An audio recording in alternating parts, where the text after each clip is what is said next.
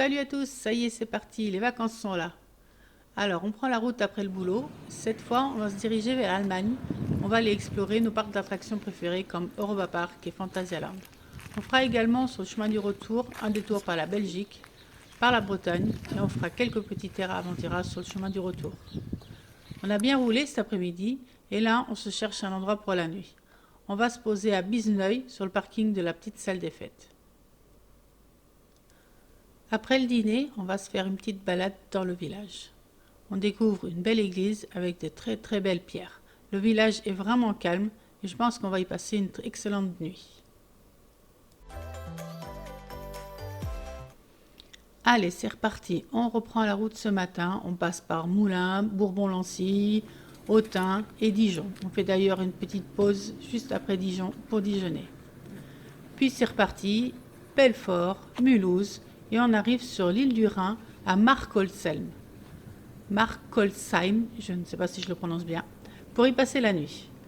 On se gare face au Rhin, un endroit magnifique. Il y a déjà pas mal de monde, mais on arrive à se trouver une petite place. On se sent bien ici, on va bien profiter de la soirée.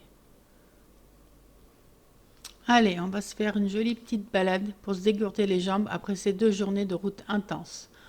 On se dirige vers l'écluse EDF de Markholzheim. C'est vraiment impressionnant à voir, c'est immense.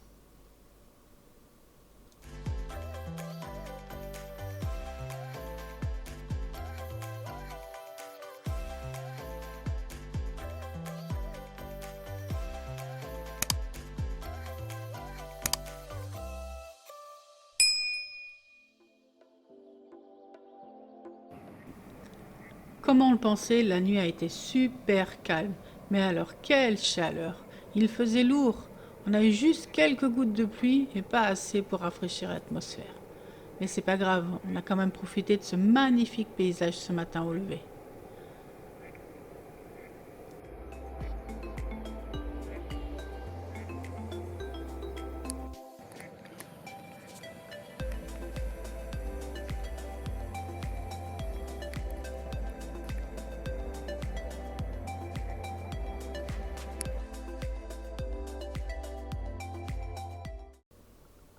Alors, ce matin, on reprend la route vers 9h30.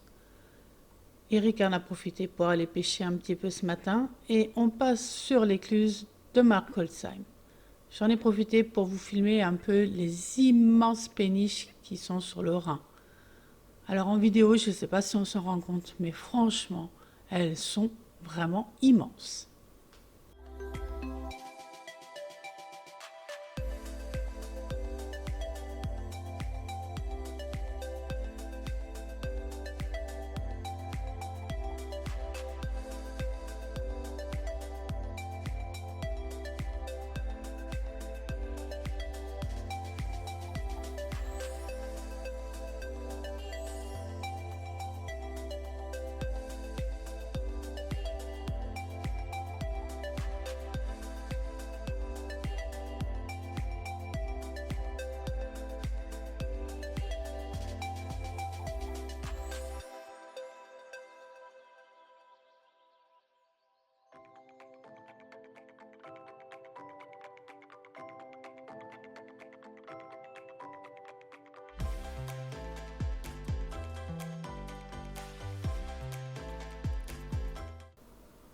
Alors là, on va passer devant le bac de Rhino. Alors on ne pourra pas le prendre cette fois-ci parce qu'on a une remorque, donc il ne sera pas accessible pour nous. Par contre, en camping-car de moins de 3,5 tonnes, vous y aurez accès. Alors il faut savoir que c'est un bac donc, qui traverse le Rhin, donc il va vous emmener de la frontière française, allemande ou inversement. Et il faut savoir qu'il fait une rotation toutes les 15 minutes, sauf en cas de mauvais temps, surtout du brouillard, et qu'il est complètement gratuit.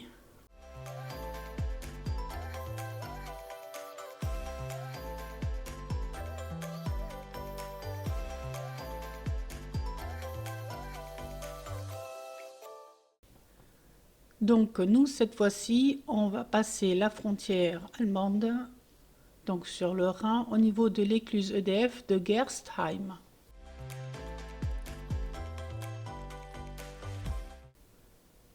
Alors là, en passant juste à côté de la péniche qui est tout en haut de l'écluse, je pense qu'on se rend vraiment compte de la taille.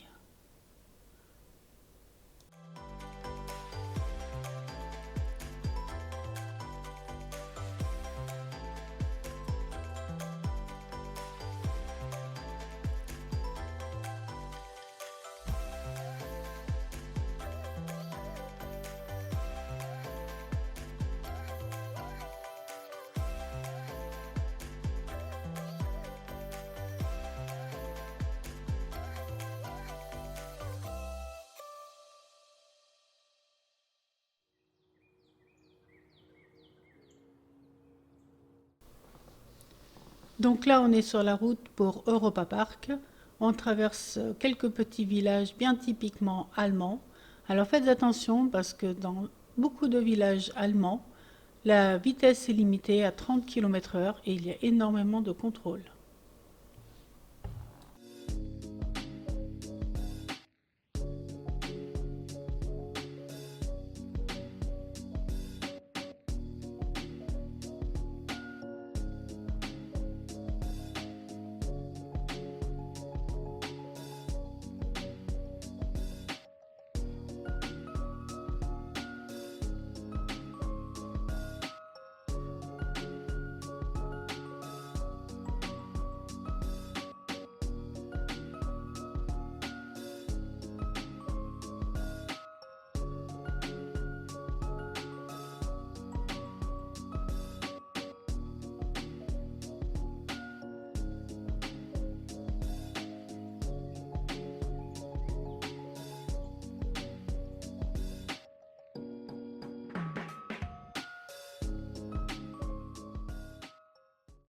Europa Park, me dit mes chéris. Ouais.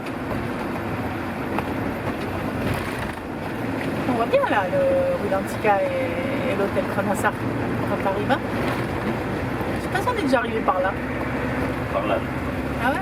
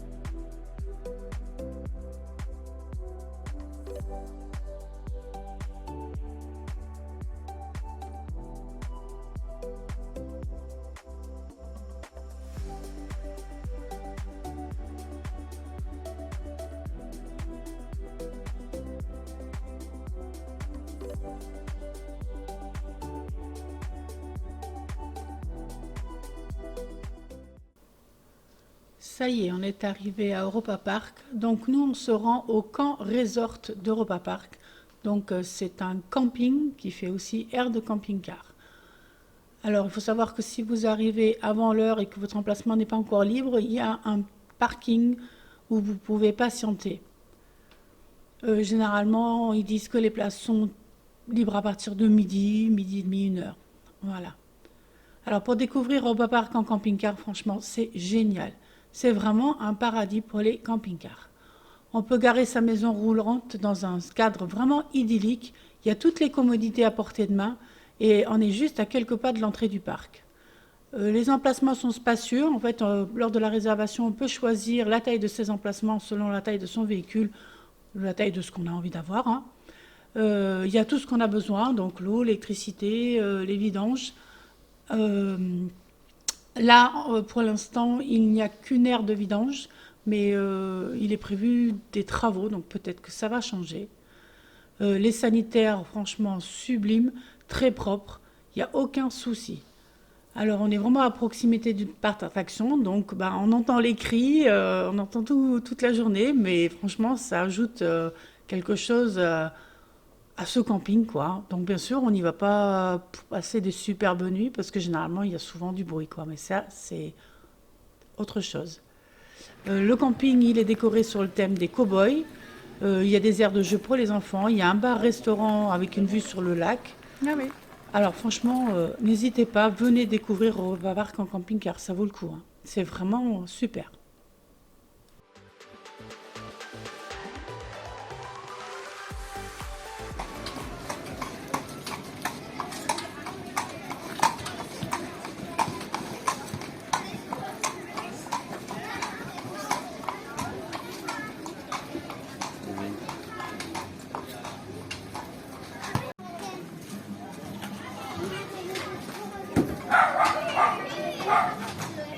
Bah alors le rocking chair, il bouge pas le rocking chair là.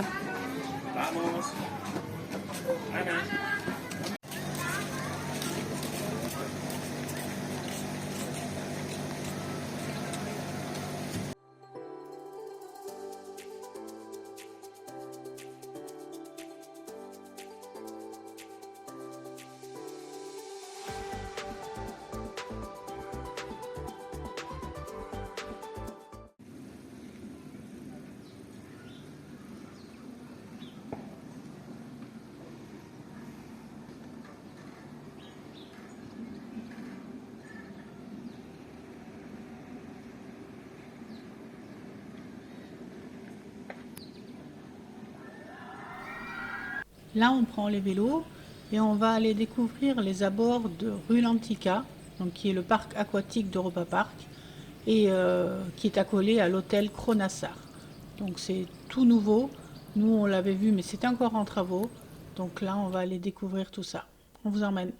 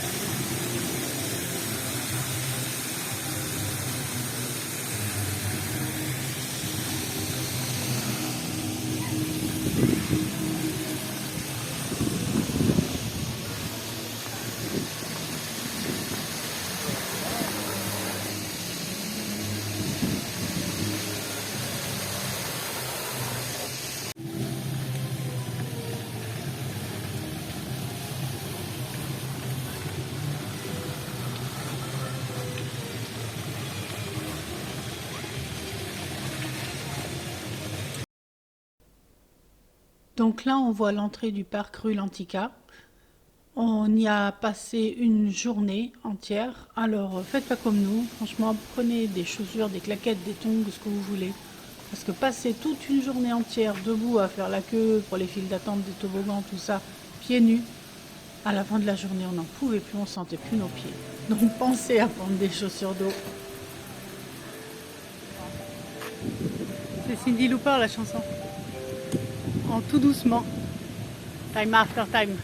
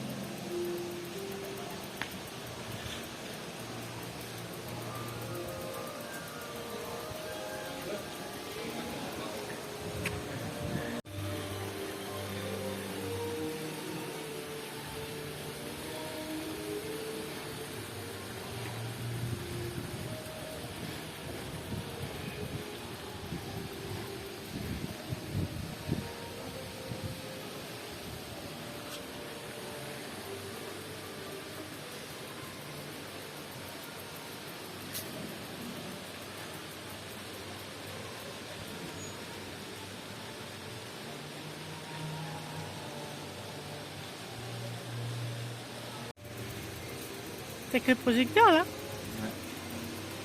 Une lumière. Et Hein?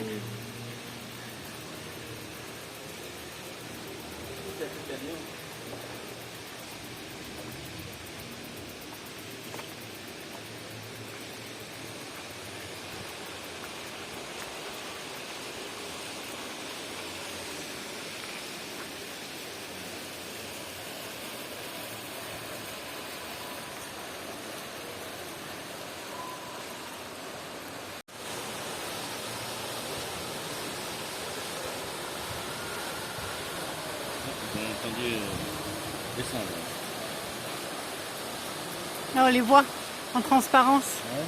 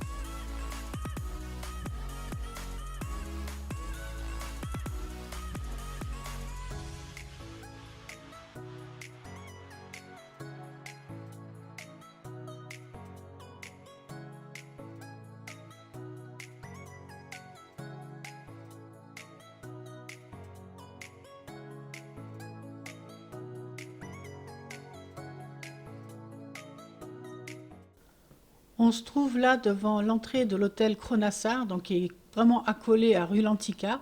C'est The Museum Hotel. C'est un hôtel 4 étoiles supérieur et il est inspiré du musée d'histoire naturelle.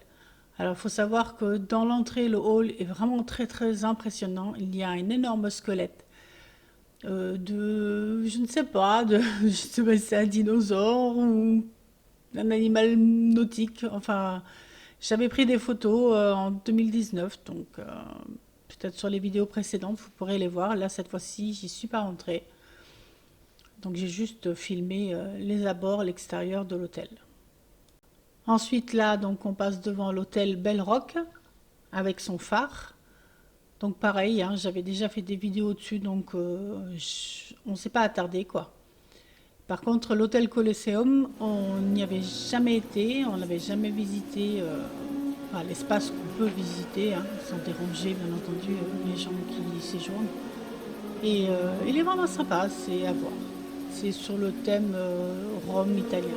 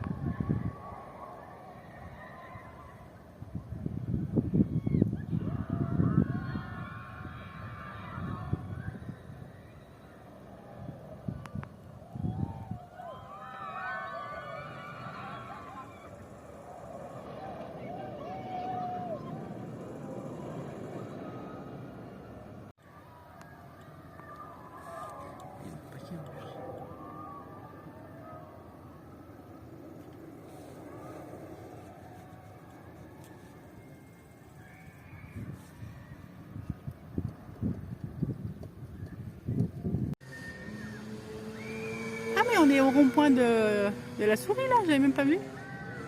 Qui est là. Alors là, on aperçoit les travaux de la nouvelle attraction Voltron qui devrait ouvrir ses portes en avril 2024. Donc à savoir qu'il sera dans la thématique de la Croatie. Donc il sera complètement intégré dans un nouveau quartier à Europa Park.